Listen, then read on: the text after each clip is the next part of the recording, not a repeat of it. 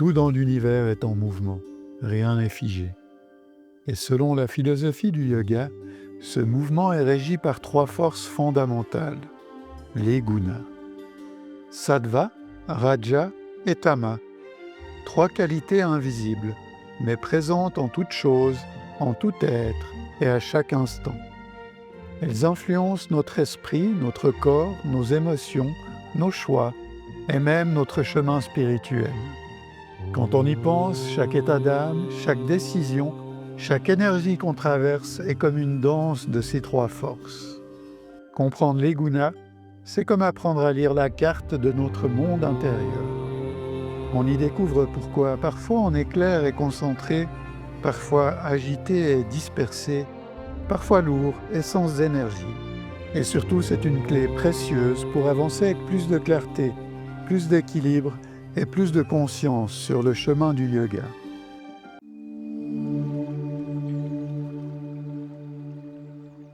Les gunas viennent de la philosophie du Samkhya, l'une des 6 grandes écoles de pensée indiennes, qui a ensuite été intégrée au yoga.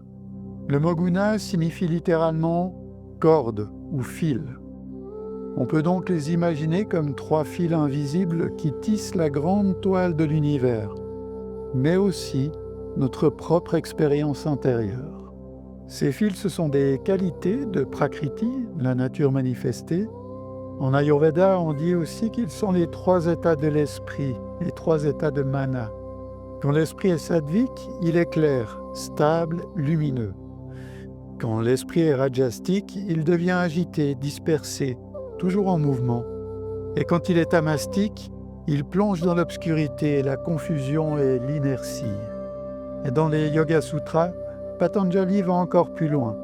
Il relie directement le jeu des gunas au klesha, ces causes de souffrance qui nous enchaînent. Sans trop se disperser, on fait une petite parenthèse là-dessus. Dans le Sutra de 3, Patanjali nous explique qu'il existe 5 grandes souffrances. L'ignorance, l'ego, l'attachement, l'aversion et la peur de la mort. Au 2.4, il nous précise que toutes prennent racine dans une seule chose, l'ignorance. C'est le terrain dans lequel toutes les autres vont se développer, se nourrir. Le 2.5 nous explique qu'ignorer, c'est se tromper, croire que ce qui change est éternel, prendre ce qui est impur pour du pur, confondre la douleur et le plaisir, et surtout s'identifier à notre corps matériel, sans reconnaître notre véritable essence profonde. Le 2.6 nous parle de l'ego. Il apparaît quand on confond la conscience avec l'esprit, quand on pense « je suis mes pensées » alors qu'en réalité, je suis celui qui observe ses pensées. Le 2.7 concerne l'attachement. C'est le réflexe de vouloir revivre encore et encore ce qui nous a procuré du plaisir. Le 2.8, c'est l'inverse, vouloir fuir à tout prix ou repousser ce qui nous a fait souffrir. Et enfin, le 2.9, la peur de la mort, un instinct tellement enraciné qu'il existe même chez les sages les plus avancés. Patanjali nous montre que tous ces kleshas sont nourris par le jeu de Raja et Tama. L'agitation et l'inertie alimentent l'ignorance, nos attachements et nos peurs. Le rôle du yoga, c'est justement d'apaiser Raja et Tama, de cultiver Sattva et petit à petit de retrouver la clarté et la liberté de notre essence véritable.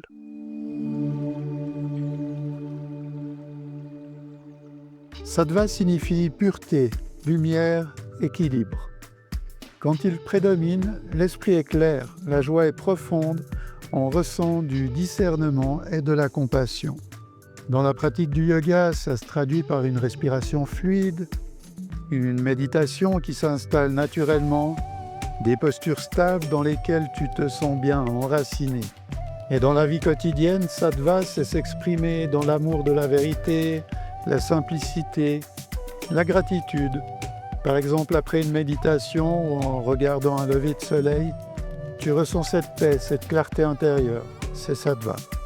En Ayurveda, on dit même que Sattva nourrit le Jas, l'essence subtile de la vitalité, qui soutient à la fois la santé du corps, la clarté de l'esprit et la joie du cœur.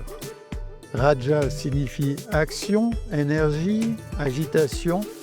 Quand il domine, l'esprit devient impatient, agité, attaché au résultat. Dans la pratique de yoga, c'est la recherche de la performance, les flots rapides, les postures spectaculaires, une respiration accélérée. Mais attention, Raja n'est pas que négatif. C'est aussi lui qui donne de l'élan, le moteur pour commencer. Sans Raja, on ne déroulerait même pas son tapis de yoga. La motivation qui te pousse chaque matin à pratiquer, c'est Raja. Le yoga nous apprend donc à canaliser cette énergie, à la transformer en force constructive plutôt qu'en agitation. Et Tama, qui signifie lourdeur, obscurité, inertie. Quand il prend le dessus, c'est la confusion, la paresse, la résistance au changement.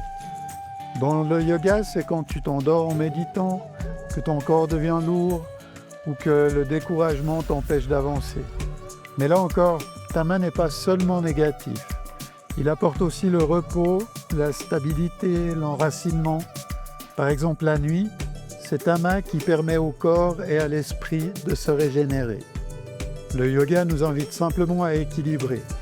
Trop de Tama nous alourdit, mais sans Tama, on ne pourrait pas récupérer ni se reposer.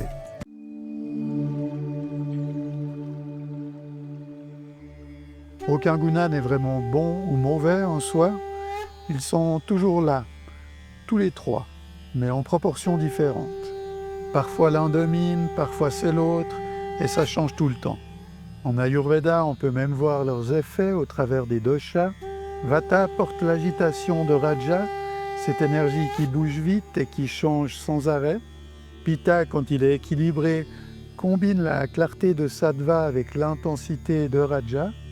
Et Kapha a naturellement une affinité avec le Tama. Il porte aussi cette stabilité qui peut être très sattvique. Une belle manière de les comprendre, c'est avec des images simples. Sattva, c'est comme la lumière du soleil qui éclaire, qui réchauffe. Raja, c'est comme le vent qui déplace les nuages, qui met les choses en mouvement. Et Tama, c'est comme la nuit qui tombe, qui nous ramène au repos, à l'inertie. Dans le yoga, l'idée n'est pas de rejeter l'un ou l'autre, mais de trouver l'équilibre. Cultiver la clarté et l'harmonie de Sattva, utiliser Raja comme une énergie de mouvement, un moteur, et apaiser Tapa quand il devient trop lourd, tout en reconnaissant qu'il nous offre aussi repos et stabilité. Ce jeu permanent entre ces trois gunas façonne notre état intérieur.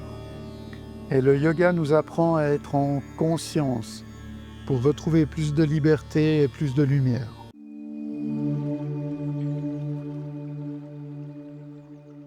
Notre alimentation influence directement l'équilibre des gunas, chaque aliment ayant un effet particulier sur notre corps et sur notre esprit. Les aliments sattviques sont ceux qui nous apportent de la clarté, de l'énergie stable et légère. Par exemple, les fruits bien mûrs, les légumes frais et colorés, les céréales complètes, les noix, les graines, et bien sûr l'eau pure et claire. Tout ce qui est simple, naturel, proche de la terre, nourrit non seulement le corps, mais aussi l'esprit. Les aliments rajastiques, eux, excitent le système et mettent le feu. On parle du café, du thé noir, des plats très épicés, du sucre raffiné, et tout ce qui est trop stimulant. Ça donne un coup de boost, ça met en mouvement, mais ça peut aussi agiter et disperser si on en abuse. Et puis, il y a les aliments tamastiques qui alourdissent, qui obscurcissent, comme l'alcool, les produits industriels ultra transformés ou les viandes très lourdes et grasses. Ce type d'alimentation peut vite créer de la paresse, de la confusion et tirer notre énergie vers le bas. Si on veut nourrir Sattva, c'est-à-dire la clarté et l'équilibre, on peut installer une petite routine de méditation régulière, même si c'est quelques minutes par jour. Les chants de mantras sont aussi puissants, ils ouvrent le cœur et élèvent l'esprit. Passer du temps en satsang, c'est-à-dire en compagnie de personnes inspirantes, ça nous tire vers le haut naturellement. Et puis cultiver la gratitude au quotidien, ça change complètement notre regard sur la vie. Quand Raja prend trop de place, on est agité, dispersé, toujours à comparer, à courir après quelque chose. Pour l'apaiser, l'idée c'est de ralentir volontairement, Pratiquer la respiration consciente aide beaucoup, juste revenir à son souffle encore et encore. Et surtout choisir le contentement, la satisfaction de ce qu'on a déjà, plutôt que de tomber dans la comparaison permanente. Quand Tama est dominant, on devient lourd, paresseux, on manque d'élan. Pour le réduire, il y a plein de petites clés simples. Se lever tôt, s'exposer au soleil, bouger le corps avec des postures qui dynamisent, mais aussi mettre en place une discipline douce, qu'on appelle en sanskrit dinacharya, une routine quotidienne qui structure sans rigidité, comme un cadre qui soutient notre énergie. Les pratiques sattviques sont celles qui nous amènent à la clarté et à l'équilibre, par exemple la méditation régulière, le pranayama doux et profond, ou encore des postures tenues avec stabilité et respiration consciente. Tout ce qui nourrit le calme, la concentration et la lumière intérieure. Les pratiques rajastiques, c'est quand on cherche le mouvement, la performance, le challenge, comme des flots rapides, des enchaînements dynamiques, du yoga très physique ou même compétitif. Ça stimule, ça bouge, ça motive, mais parfois ça disperse aussi.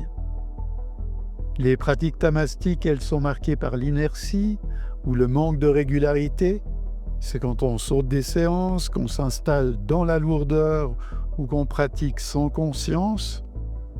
Ça peut vite nous enfermer dans une forme de stagnation.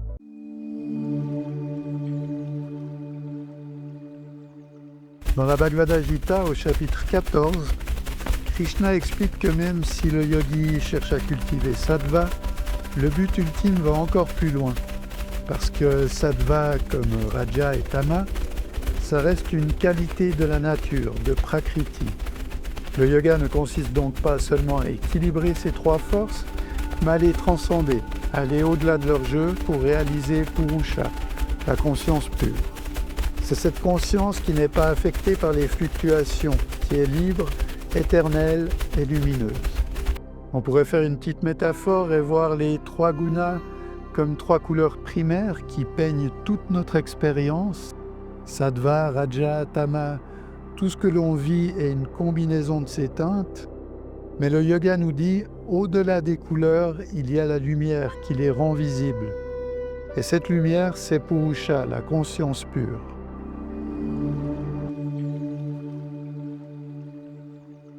Les trois gunas ne sont pas nos ennemis, au contraire, ils sont la danse de la nature en nous, les fils qui tissent nos pensées, nos émotions et nos actions.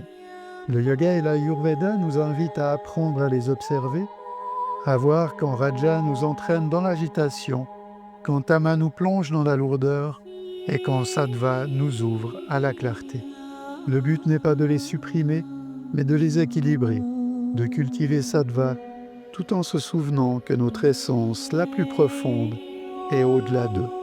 Alors la prochaine fois que tu t'assois pour méditer ou simplement observer tes pensées, pose-toi cette question.